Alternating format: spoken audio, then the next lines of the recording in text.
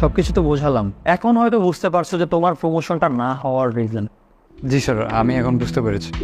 মূল বিষয়টা হচ্ছে কি, দেখো তোমার বোঝা উচিত যে তোমার সামনের মানুষটা অথবা তোমার আশেপাশের মানুষটা তোমার কাছে কি চাচ্ছে। দেখো মেয়েটাকে আমি একবার পাঠালাম যে নিচে যাও দেখে আসো কি হয়েছে, ও কিন্তু একবারে এসে আমাকে পুরো ডিটেলসটা বলে দিল, আর তোমাকে 5 বার পাঠাতে হয়েছে। এতে করে আমার সময় নষ্ট হয়েছে, এতে করে আমার কথা নষ্ট হয়েছে, এতে করে আমার মেজাজ খারাপ হয়েছে। কোনো কিছু করানোর জন্য তোমাকে যদি আমার 5 বার পাঠাতে হয় আর ওর দ্বারা যদি আমি সেটা একবারে পেয়ে যাই, তাহলে আমার কাছে কার প্রায়োরিটি বেশি? তোমার বুঝতে হবে যে তোমার সামনের মানুষটা তোমার কাছে কী চাচ্ছে।